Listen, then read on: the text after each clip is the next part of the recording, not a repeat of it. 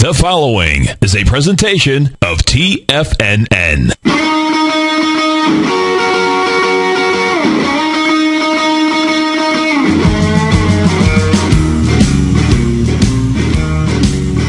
Welcome to another Tuesday and another version of the Options Hour on TFNN. As always, I'm your host, Victor Jones, with TD Ameritrade and ThinkorSwim. And over the next hour, we're going to be talking, options. We're going to be talking, everything from stock options, futures options, options. We've got it all. And for the next hour, we're going to have a lot of fun. I mean, obviously, with the market where we are at 1406, and again, we're just actually off $4. We've just now sold off another $2 in the S&P 500. But essentially, we've been in this, kind of waffling right above 1400. If you can remember how Apple was trading, it seems like just the other day we were talking Apple at 400 with an upside resistance of 420, 425, and now.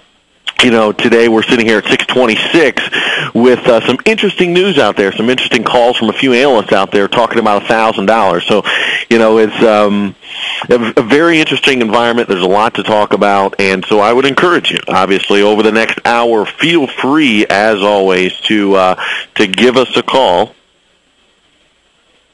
Over the next hour, and we're going to be talking, like I said, about all the underlying, the marketplace, the volatility here. We're also going to be talking about a few underlying names. As I mentioned, I was talking to Tom O'Brien yesterday at our 4:30, 5:30 on the East Coast call.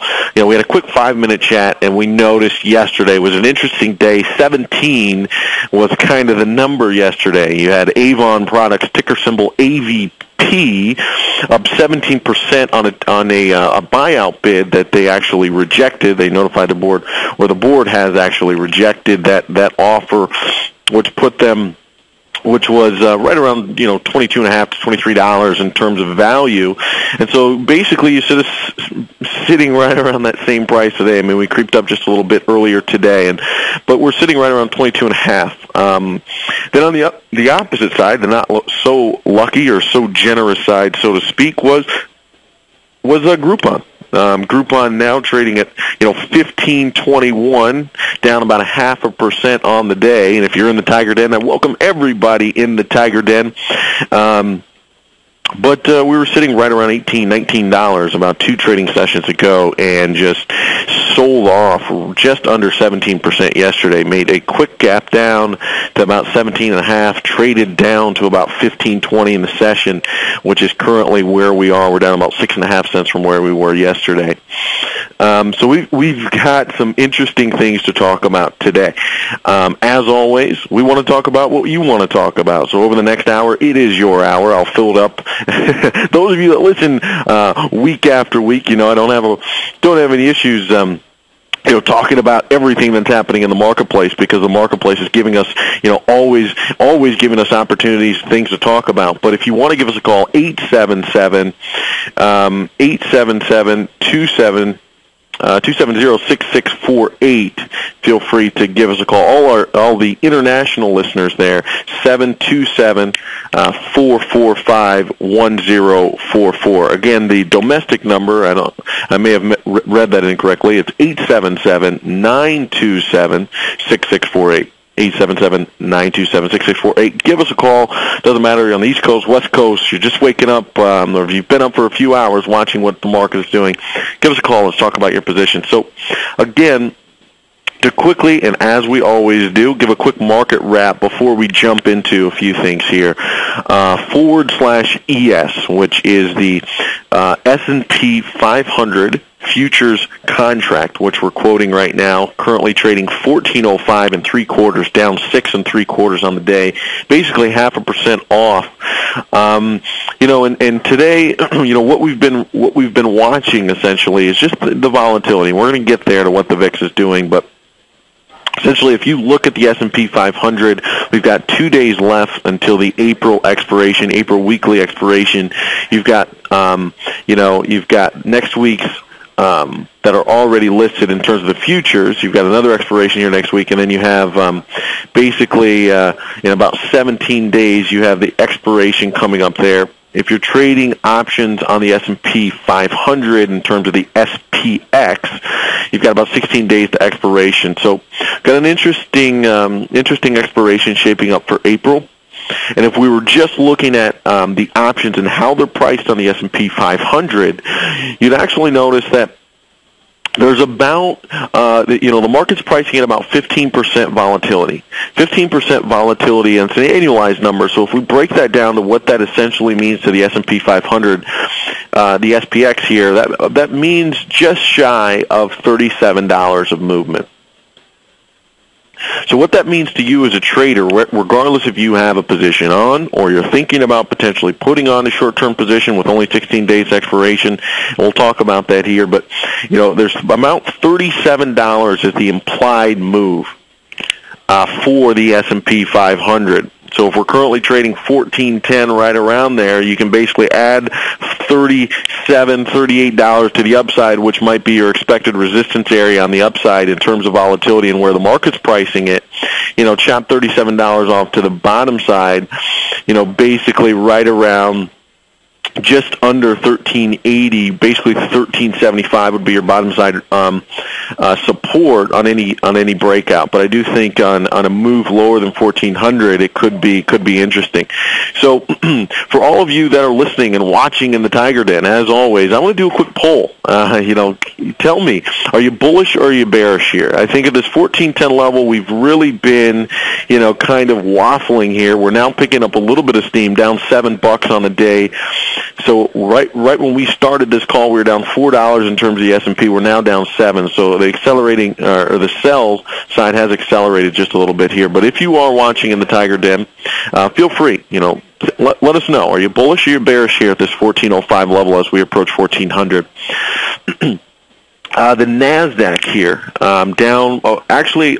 is relatively strong versus the S&P 500. The NASDAQ 2,769 and half a point, down 7 3/4 of a point today. So you have the S&P 500, which is now accelerating in sales, down about 0.5%. The NASDAQ only down 0.25% on the day. The Dow 13,123, down 65, basically right on par with what the S&P 500 is doing. So you're seeing, relatively speaking here, the NASDAQ is strong relative to both the S&P 500 and the Dow. And we'll get to why that may be here in just a moment. But the VIX, and again, we always quote the VIX. We're always looking at it. The VIX is at 1624, up 60 cents on the day. So basically, we're up just under 4% on the day. And what that essentially means here, folks, is, we were looking at volatility, and as we approach these sub-20 levels, we essentially said, hey, we haven't been at these levels basically for over 3 years. So an increase in terms of volatility here would not be anything out of the ordinary, something that we're not expecting. So over the last couple of weeks, we talked about how to position, regardless if you're bullish or bearish, position for an increase in volatility when we're basically at 14.5, 15 in terms of the VIX. Now we're $2 higher. We're basically just a 50-cent move. We're up, 3.5% on the day. So definitely, as we talked about positioning or using options over the last couple of weeks, one thing that we tried to, and we made sure that we were talking about on a consistent basis, was putting on positions that were going to have a positive effect if, in fact, we saw an increase of volatility. Now, the typical correlation is to see an increase in volatility if the market is moving down. Typically, you see an inverse correlation between the direction of volatility and the marketplace. So, but regardless, even if the market waffles a little bit, because we haven't really seen a lot of price action if we look at it. I mean, 1410, 1405, 1415, we've basically been in this 10-point range. So for us to come about, a little bit right around $2 higher than where we were before, and be basically relatively right around the same market price is interesting, because you could have put on these different positions regardless if you were bullish or bearish. But again, now you have that positive effect in terms of volatility. If you are just listening, this is your first couple of shows, we're going to jump into some strategies here. Usually towards the last half hour, we talk about strategies. So If you want to call, you want to talk about a specific security, if you're in the Tiger Den, you want to type it in, feel free. But, we're always looking at, the marketplace. And when you're trading options, it's not just direction. I don't know how many times, and think back, if you've traded options yourself, and you think to yourself, if I buy a call, I want the stock to go up. If I buy a put, I want the stock to go down. I would encourage you, ask someone who's traded calls or puts on earnings. Just a simple buy or buy of a call or buy of a put. And if they've been doing it long enough, they've at some point had to ask the question, I bought a call, the stock had positive earnings, the stock moved up, and either I lost money on the call or I didn't make as much as I thought I was going to. And the same thing on the downside. Hey, I bought a put, the stock went down, but I didn't make as much money as I thought I was going to. Actually, I lost money. So I don't know how many times this has actually happened, but if you've talked to somebody who's been, just buying calls or buying puts, and especially around earnings, to not understand all the different market factors that might, go into the pricing of an option, volatility, time decay, all these different things, it's definitely important. And we're going to talk about how these different things fit together in particular, and how do we trade a few of these interesting things that had drastic moves yesterday. Now, we've talked about the VIX. As always, we want to keep ourselves, when you look at the marketplace or when you're trying to keep an eye on what's happening in the market, I think it's always important, obviously, to know what's happening with a couple of things. And that's gold, that's the dollar, and that's crude oil. I mean, we keep our eyes on that every week, and we do some analysis on it. Hopefully you guys appreciate it, and I think you do. We've got some great commentary on it. But, we're now, again, if you think about what we've been doing or how we've been watching gold, as we approach 1550, we basically thought 1600 was an interesting support level a couple of months ago, and after gold broke from that 1800 level very quickly, it hit 1600. It actually overextended a little bit further than we thought to 1550, and from there we thought that was an interesting support level. And you saw a lot of buying activity, or basically an upward run from the 1600 level into the 1800s. And as we approached 1800s, we said, you know what? Obviously, past performance does not always indicate what's going to happen in the future, but in the past, we saw some sellers come in at the 1800 level, so we started to say, look at how that market could respond as we approached the 1800 level, and sure enough, in one quick session, we moved from about 1790 all the way down to under 1680, right around 1680. So it was a very, very swift move. From there, we continued to move to 1650. We're now at 1674. So we are at an interesting kind of support area in gold. And I think it's important when you look at what's happening with gold, you have to always look at what's happening with the dollar and what's happening with crude. They're lightly connected. You can't always draw direct correlations there. But you have to, on a day like today where the market's selling off just a little bit, again, just down under 0.5%. Gold is also down at the same time. Typically, you might see some sort of inverse correlation, but that's a very weak correlation. It can break down very easily. So you are just noting, as we're noting the marketplace and doing a quick market wrap, that gold is moving in the same direction, or in tandem with the overall market. And then you have crude. You have crude again, which is coming off that 107, 108 level. I mean, we even hit 110, which, this whole time we've been saying, as we've been watching this market, that there's a lot of risk premium built in there. And so, I think it's a little bit risky of a play, because it is a geopolitical play to take any type of bearish position there. Even though the fundamentals and the inventories may be pointing a certain direction, there's risk premium being built in. So as you've seen over the last couple of trading sessions, we basically made a move from 108 to 102, and from that, in yesterday's trading session, in the Globex session, we made a move up to about 104.5, close to 105. And now we've sold off just a little bit, basically 0.75% on the day, just under 80 cents in the crude market.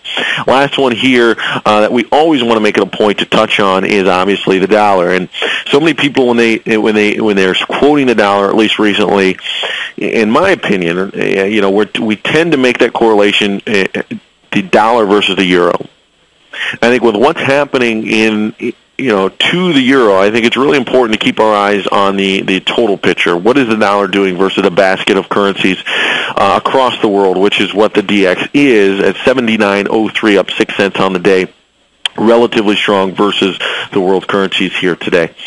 So again, let's jump into, the security is essentially all over the news.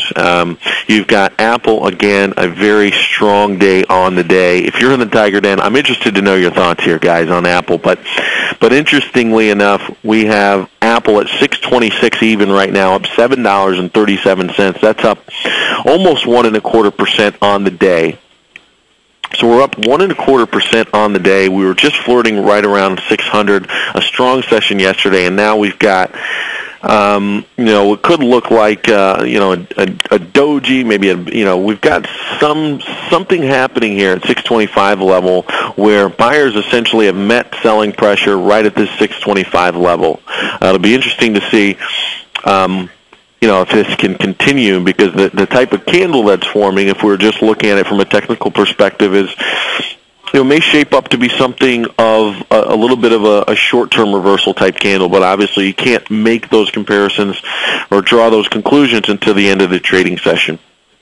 Feel free, if you've got a position in Apple, you're thinking about putting one on, you want to talk strategy on Apple, give us a call at 877-927-6648. Let me quickly talk about some news drivers here in terms of what's happening in that Apple market, up 1.25%.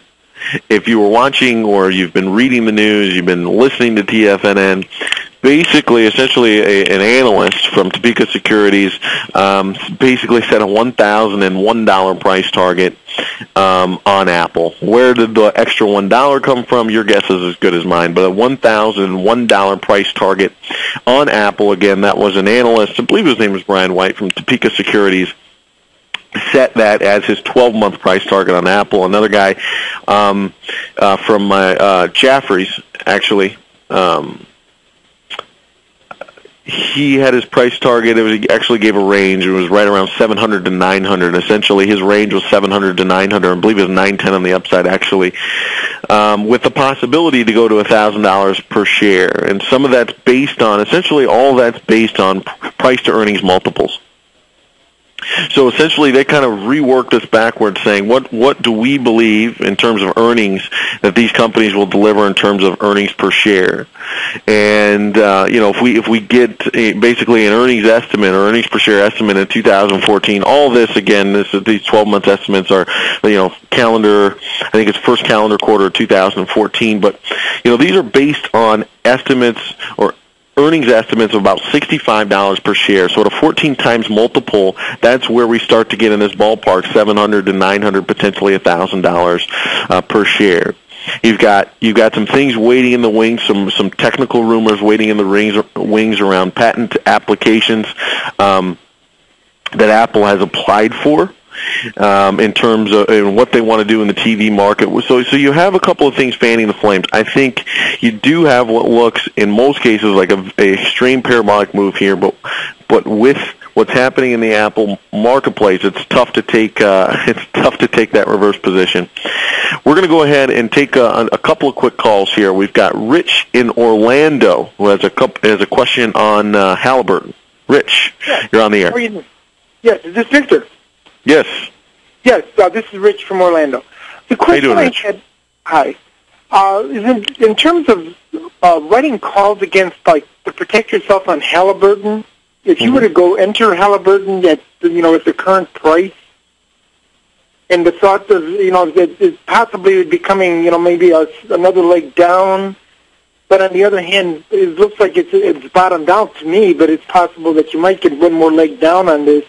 If you were to purchase the stock at the 33, 37, and turn around and write the 30 calls, and that kind of providing you with, I think, the 30 calls, you could, if you went out to January of next year, January 13, you could get about 5.5, 5 3/4 for that.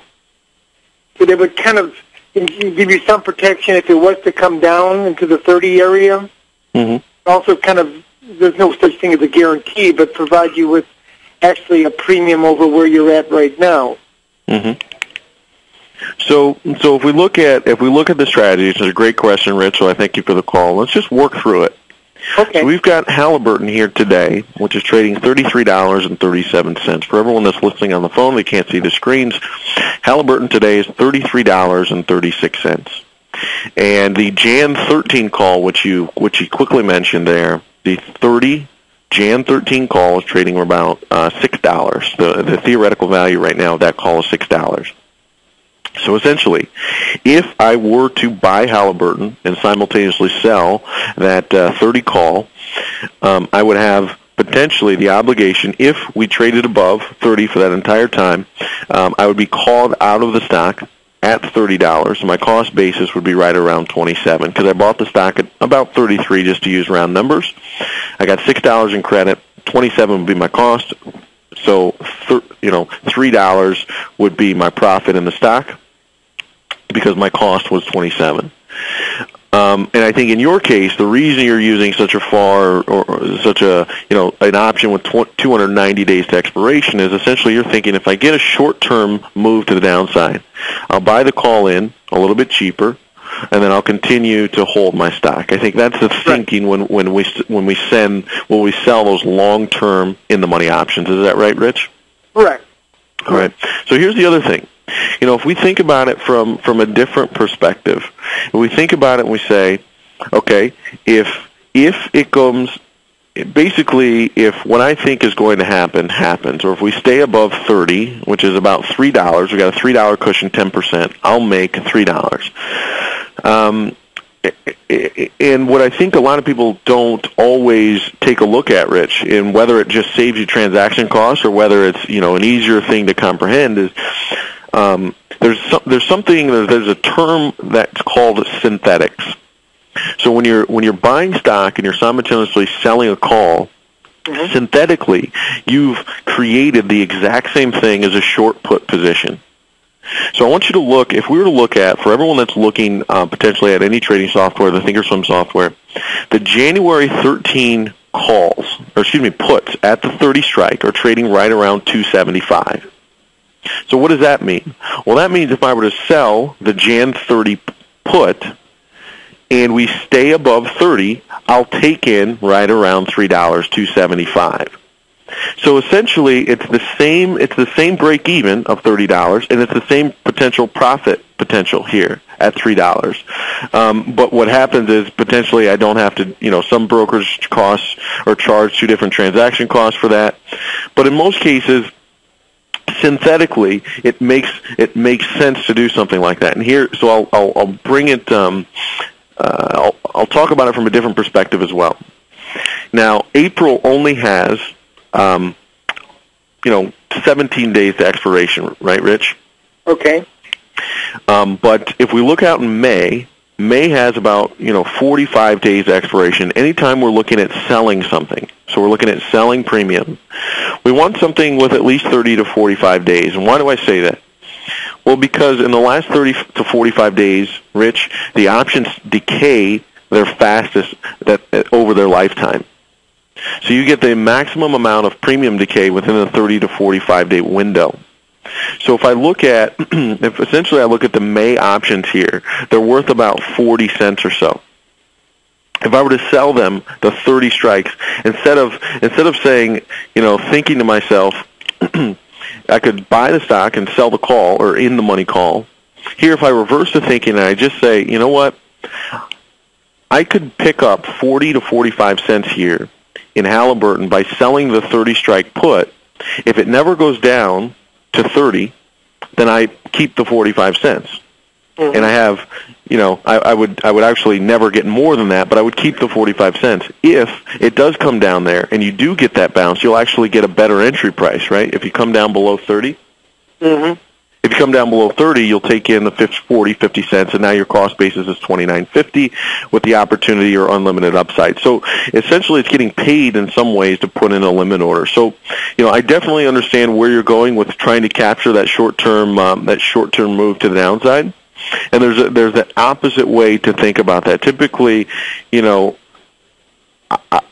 might look at, if you were going to sell an in-the-money call, it might be sometimes you might have the opportunity to just sell the put instead, and then you're basically, you don't have this, you're not waiting for something to happen. If it doesn't happen, then you're kind of in this awkward gray area. In this case, you know exactly what you want to happen. If it comes down to 30, great, you pick it up at an entry price that you want. If not, you just keep what you sold. And again, this allows you to transition with the marketplace, Rich. Yeah. Because here at $33.50, you might think it's a great price. In a month or 45 days, we might have level shifted down to 30. In that case, maybe you actually you think $27 is a more appropriate entry.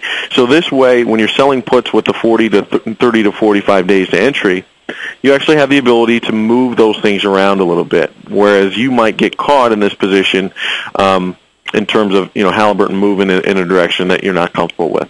So I think in either case, it's not an inappropriate strategy. I definitely understand where you're coming from, but this allows you to level shift yourself a little bit. And so, I would encourage you to look at the put selling as well as the covered calls, because synthetically it's the exact same thing. Okay. Well, this would be in a retirement account, so the selling of the puts would probably not work out. Well, actually, and this is just, I'm speaking from a TD Ameritrade firm perspective.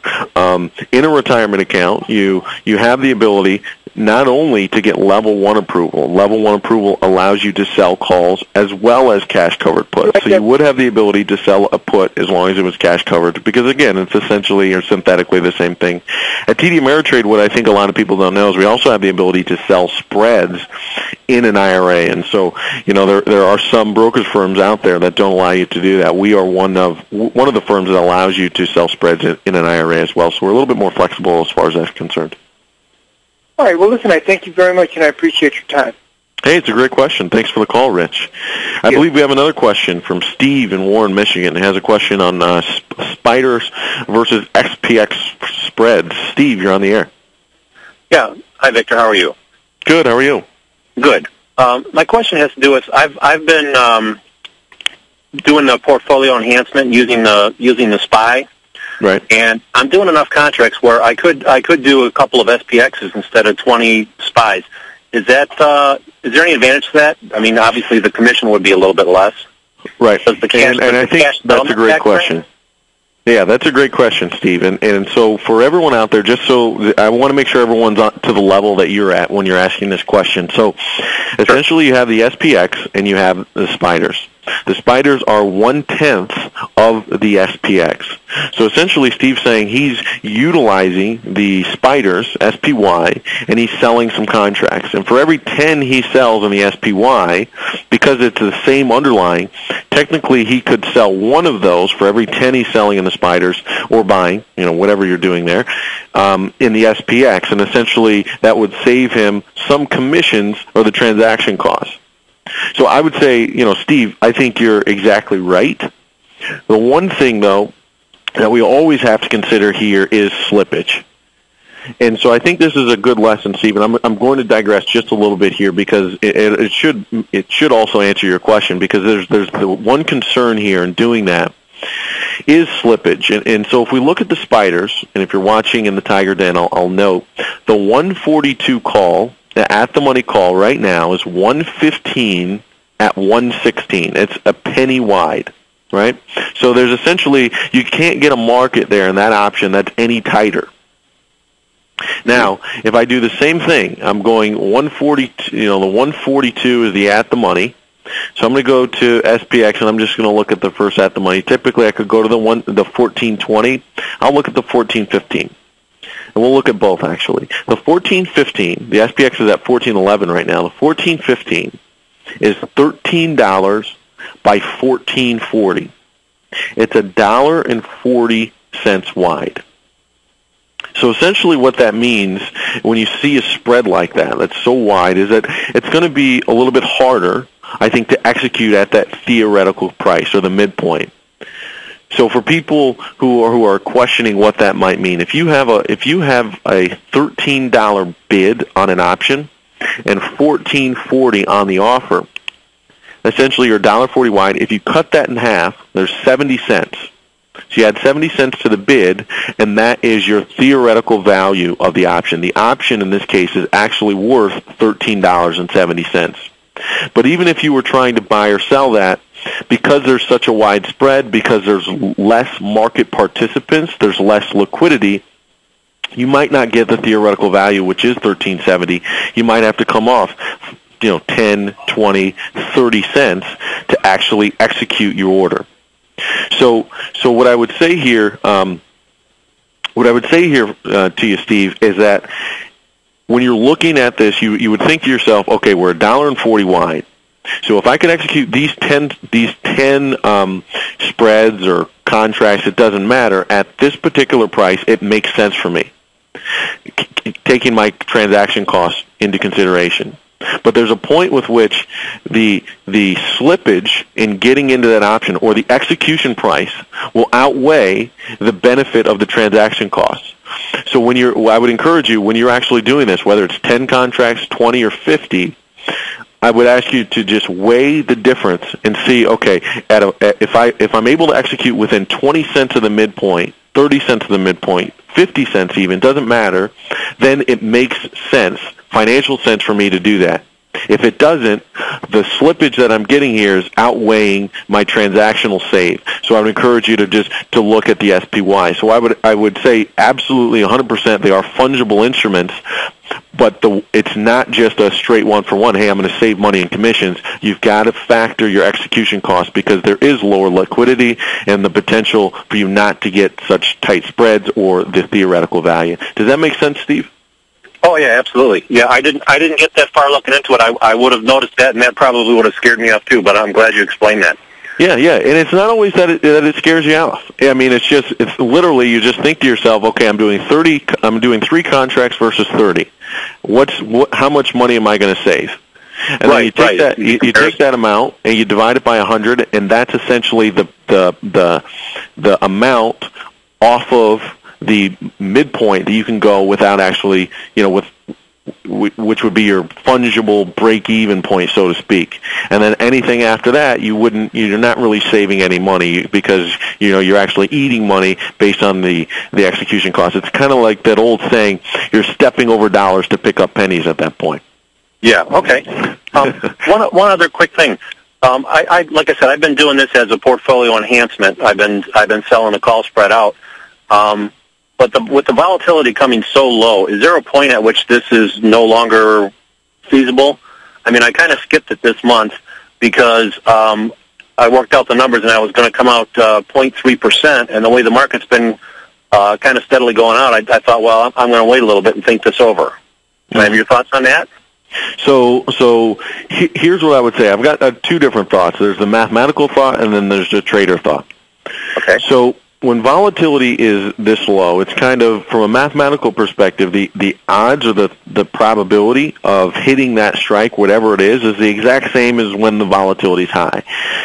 But if your expectation is that you would see an increase in volatility, I think it does make sense at some point to at least adjust your strategy. And if it's not just, okay, I feel comfortable with this level, maybe you can only get 2, 3 strikes away, wherever you're comfortable getting, selling that premium. And am I assuming you're only doing this on the call side, or are you doing this on the put side as well? Just on the call side. Yeah. So when you're just doing it on the call side, an increase of volatility, what would that be telling you? Right? In most cases, we're going to get an increase of volatility. We are probably moving to the downside, right? Right. And as we move to the upside, what would actually happen? Well, in most cases, and this isn't a hard and fast rule day over day, but I mean over time, if you look at the correlation, it's typically the case. If we are moving to the upside or we're moving towards your calls, what's happening to volatility? Well, it's actually coming out. So right. I would say from a mathematical perspective, and from drawing on those correlations, I think when volatility is high, that's telling you the market really doesn't know what price distribution may do. And it tells you there's the same odds that we could jump 30 points at 45% volatility that we could jump 3 points down at 15% volatility. So really, on a mathematical basis, I would say, you do have to adjust your strategies based on where volatility is today and where you think it's going. But I would say in this particular instance, when you're selling upside calls and you think volatility may have the opportunity to expand, you have to say to yourself, well, what is the typical correlation if volatility does expand? And at that point, you might have had some sort of correction. From a trading perspective, it's very, very similar. I would say there is a point where you do get a little bit too close for your own comfort. Like maybe you're only comfortable selling those spreads in a certain volatility range or at a certain delta where you can get 2, 3, 4 strikes away. And I would say, if that's your comfort level, I would say, you don't want to bring yourself outside of that comfort level, because what tends to happen, and I'm going to digress here because I think it's a great question here, but what tends to happen is people only look at maybe delta or the probability that we actually expire above something. But there's something called probability of touching.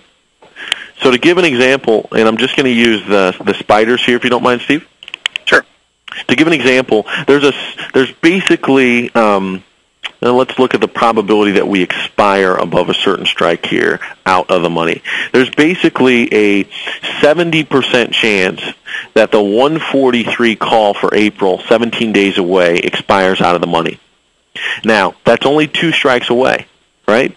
So if I'm someone who I like to sell out of the, I like to sell out of the money calls or out of the money call spreads, but I'm not quite comfortable or experienced enough to either adjust, roll up, or roll out, well, what happens? From a probability perspective, there's a 62% chance that we touch 143 from now until expiration. So that actually means there's a 63% chance that we come close or touch the strike with which I'm short. And if I'm not comfortable trading in those types of areas, or if I'm not experienced enough to understand how to roll up or roll out, or my position may be too large where I'm not comfortable doing that, well, then I would encourage you, obviously, stay within your range, stay within your strikes, because even though mathematically you have the same probabilities, at the end of the day, it's all about your comfort level. So from a trading perspective, it's a little bit different. Stay within your comfort level. Thanks for the call, Steve. Thank you very much. Bye. Yeah, absolutely. I believe we've got some great questions here today, guys. I want to thank Steve for the call. We've got William in Singapore, all the way from Singapore. Has got a question on Apple. William, if you're still with us, you're on the air.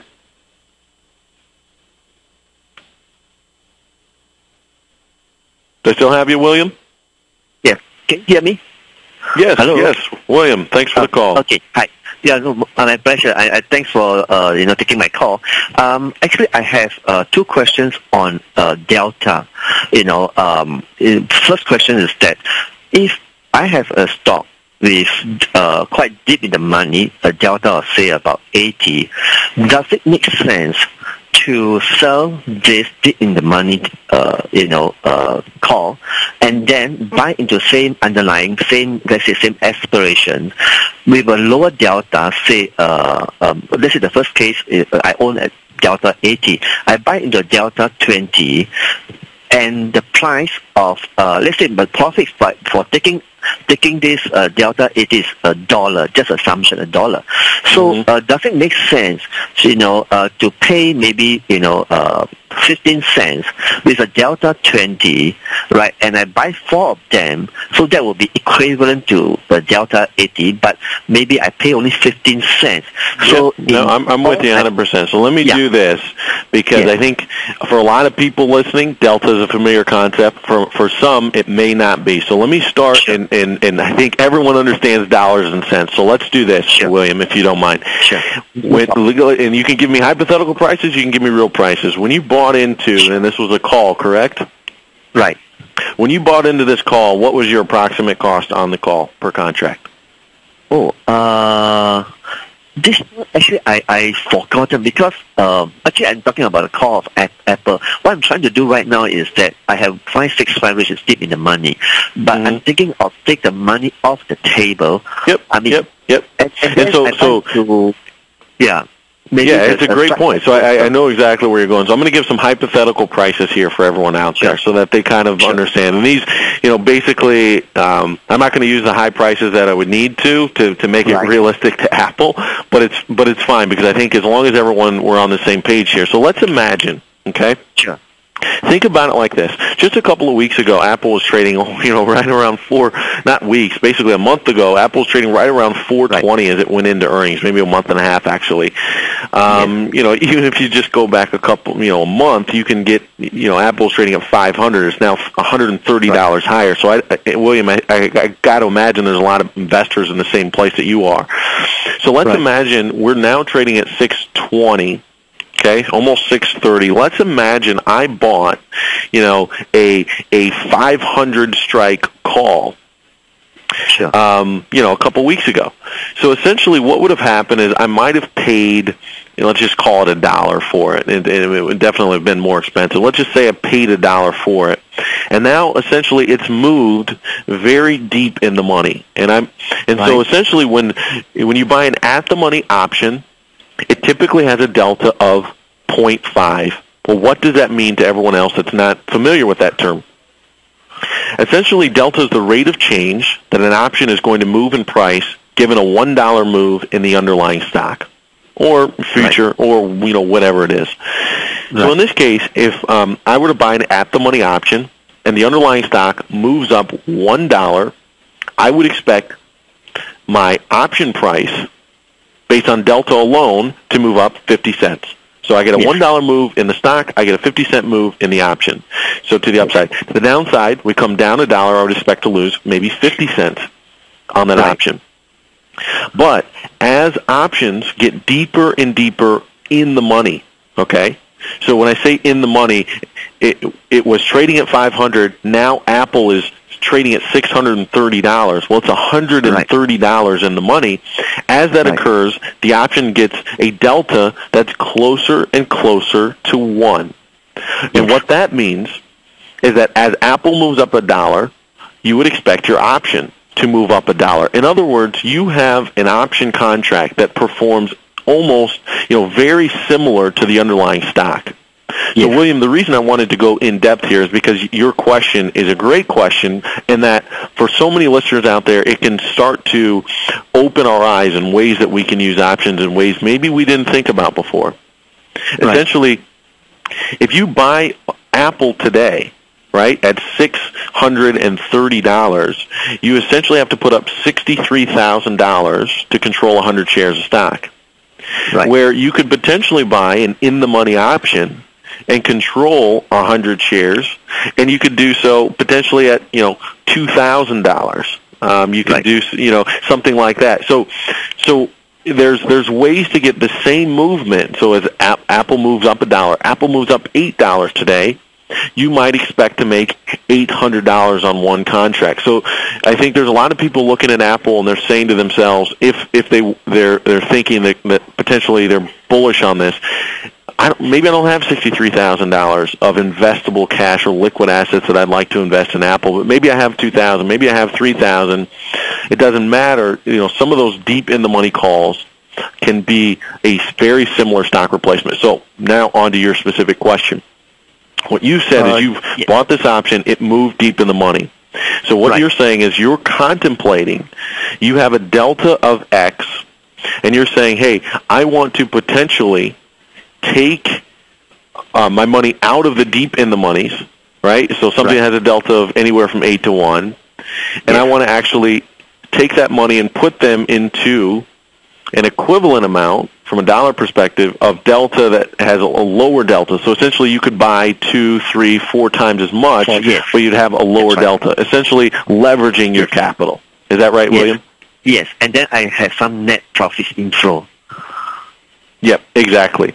So what I would say to that, and there's a lot of people that ask similar questions, because I think if you've got in this situation, William, there is the opportunity to take profits here, right?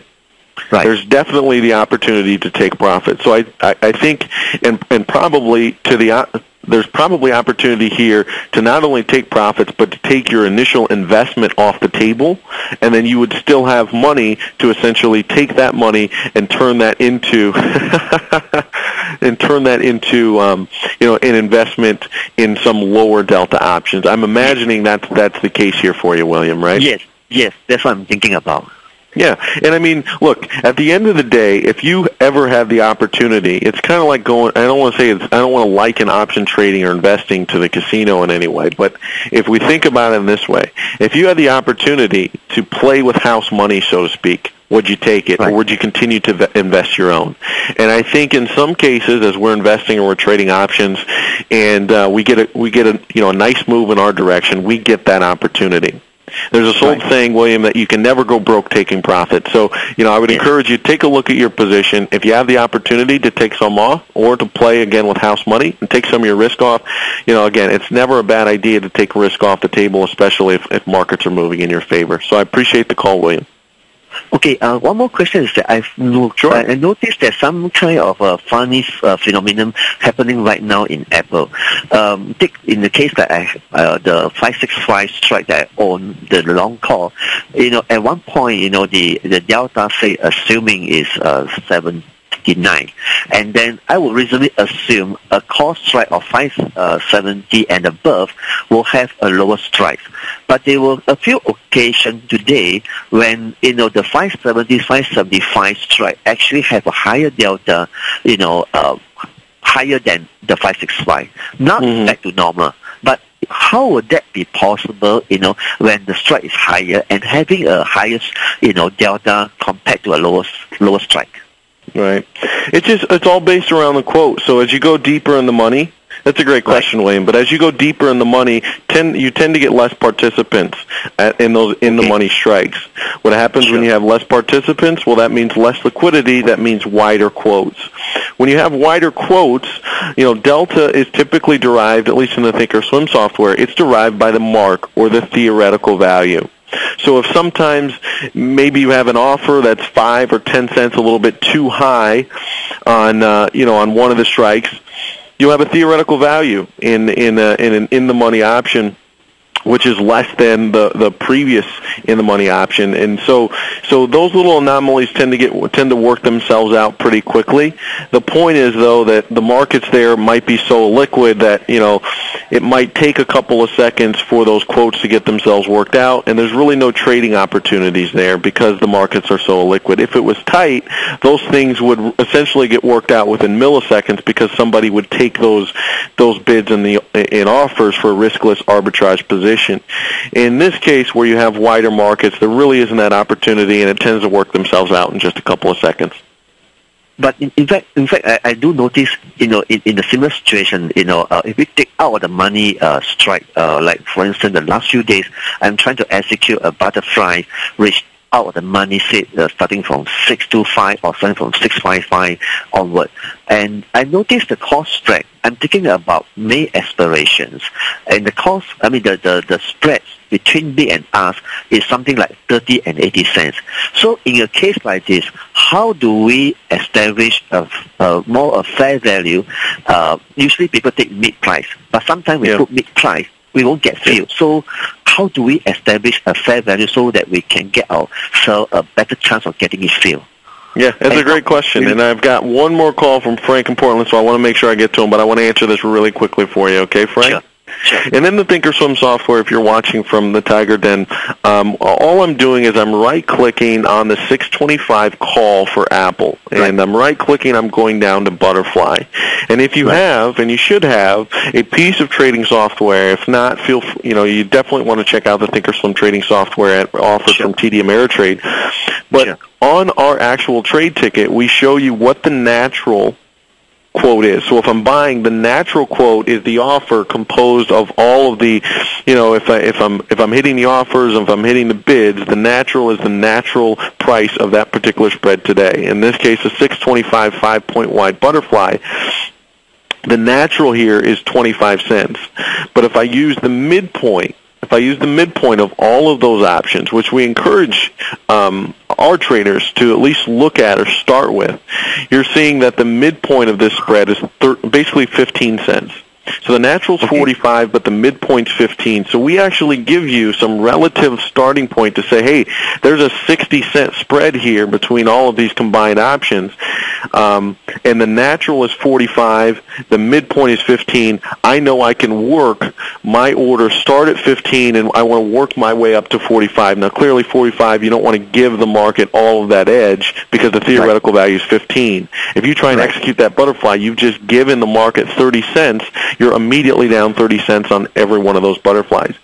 So our trading software, TD Ameritrade, actually allows you to see not only what that natural price is on all the bid and the offers, but also we construct it and say, this is the theoretical value of your spread. Start here and work your way from there. So it's a great question, William, a host of great questions. So I want to thank you for the call. Thank you very much. Thank you. We've got one more question. We've only got a couple minutes here. We've got Frank from Portland, Oregon. He's got a question on puts. Frank, you're on the air. Yeah, Victor, great show. Hey, if I bought 1082 puts on the IWM, how would I take advantage of time decay on that? You know, what else would I buy? And I was wondering if you could put that up on the Ad Simulated Trades. Sure. We're looking at it right now. We're looking at April or May. I'm sorry, I didn't catch the series. April. Okay, so we've got April 82 puts, and Frank is looking at potentially buying 10 of these. So his question was, if I'm buying 10 of these, how do I take advantage of time decay? Now, as you know, we know that if we're buying options, especially we're buying out of the money options, we're paying for time. So essentially, I'm buying a put that gives me the right to sell it at $82, sell the IWM at $82. Well, it's currently trading at $83.67. So what is the right for me to sell it at $82 if it's already trading at $83.67? Well, it's worthless. Think about it this way. You know, you've got some car in the market, right? Let's say that car is worth $50,000. Well, you've got a coupon to sell the car at $40,000. Well, what's that worth? Well, nothing, because you can just go sell it at $50,000 in the marketplace. And that's for all those people that aren't familiar kind of with what we're talking about right now, Frank. But so we're selling or potentially buying these. So how do I take advantage of time decay? Well, what I essentially want to happen here, if I'm going to buy these puts, is I'm looking for a downward move. And the downward move that we're potentially looking for, it might be 82, might be 81. We've only got a couple minutes, so I'll wrap up the example really quickly. But essentially, you have the opportunity and the probability say that there's a 66% chance if I buy this 82 put that it's actually going to expire out of the money. So your question is, I don't want to risk all 85 cents on this, you know, because I know there's a probability here. So if you sell the 81 put right behind it, you buy the 82, you sell the 81, you're going to take in about 60 cents. You're going to decrease. Essentially, you're going to decrease your investment by about 75%. So you're only going to put up 25% of the capital. But again, in that case, you don't have unlimited upside potential. You have about 75 cents of potential. I want to thank everyone for the great calls today, especially the last call from Frank on puts. We'll be here at the same place, the same time, every week. Next week, we'll be talking about something new, something different. Thanks for the calls, everyone, and we'll see you here on the Option Hour on TFNN. Thanks.